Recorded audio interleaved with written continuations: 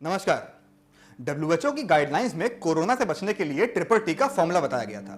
Triple T यानी testing, tracing और treatment. सबसे पहले ही टेस्टिंग लिखा है, लेकिन अगर टेस्ट करना ही बंद कर दिया जाए, सुनने में बड़ा भयावह सा लगता है।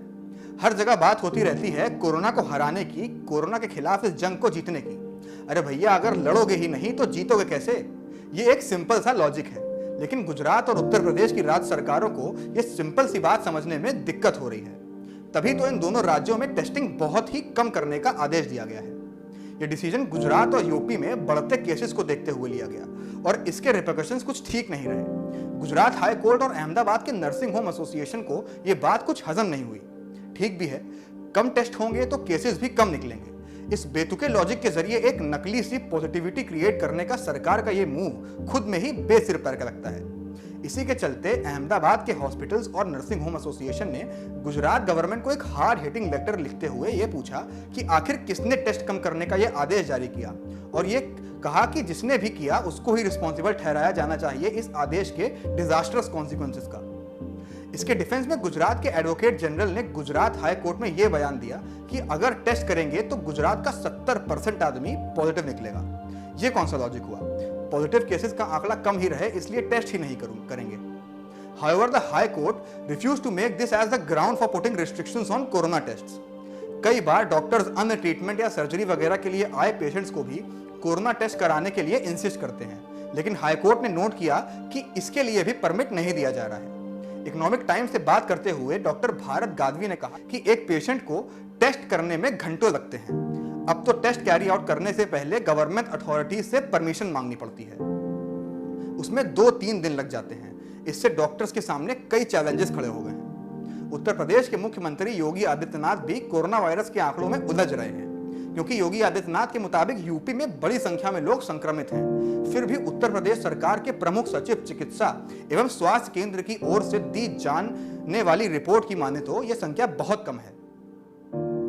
बेंगलुरु से वापस आए और जौनपुर के रहने वाले एक प्रवासी ने नवभारत टाइम्स को बताया कि घंटों लाइन में खड़े रहने के बावजूद भी उसका टेस्ट नहीं हो पाया, क्योंकि नंबर आने के पहले पुलिस ने आकर वहां से लोगों को भगाना चालू कर दिया। ऐसा ही कुछ कहना है दिल्ली से गोरखपुर आई एक महिला का। इन्होंने बताया कि दिल्ली से निकलते वक्त चेकअप वगैरह हुआ था, लेकिन यूपी आने के बाद किसी भी तरह का कोई भी टेस्ट नहीं किया गया। बसेस बुरी तरह से भरी हुई थी। मैं तो चाहती थी कि मेरा टेस्ट हो ताकि पता तो चले कि संक्रमण है या नहीं, लेकिन यूपी में कोई टेस्ट नहीं हुआ।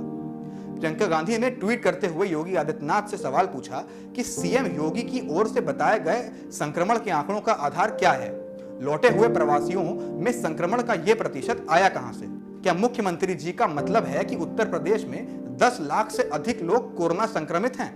फिर उनकी सरकार के आंकड़े तो संक्रमण की संख्या महज 6200 के करीब बता रहे हैं। इस बात से तो यही मालूम पड़ता है कि ज्यादातर लोगों का टेस्ट ही नहीं हुआ।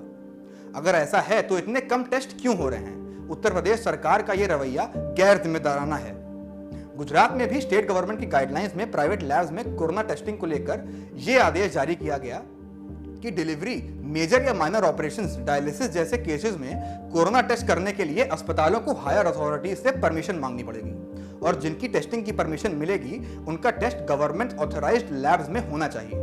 अगर गवर्नमेंट लैब्स में बहुत ही ज्यादा वर्कलोड है तब आप अपनी प्राइवेट लैब्स में टेस्टिंग कर सकते हैं। इतने सारे रिस्ट्रिक्शंस और इतनी सारी कॉम्प्लेक्सिटीज, सारी बातों के मद्देनजर ये सवाल उठना लाजमी है कि क्या केसेस में बढ़त से सरकार की विफलता साबित होती है, और क्या इसी विफलता को छुपाने के लिए सरकार टेस्टिंग्स को कॉम्प्लिकेटेड बना रही है? टेस्टिंग कोरोना से लड़ने का सबसे बड़ा हथियार है, तो इस हथियार को न्यूट्रलाइज क्यों करा जा रहा है? ये हमारा राज्य सरकारों से सीधा सवाल है। आप देखते रहिए नए डेमोक्रेसी। यूट्यूब में हमें सब्सक्राइब कीजिए और बेल आइकन दबाइए। फेसबुक, इंस्टाग्राम और ट्विटर पर हमको लाइक, फॉलो और शेयर जरूर कीजिए। कैमरे के पीछे है मेरे दोस्त मानस, मेरा नाम है समर्थ, जो आप जानते ही हैं।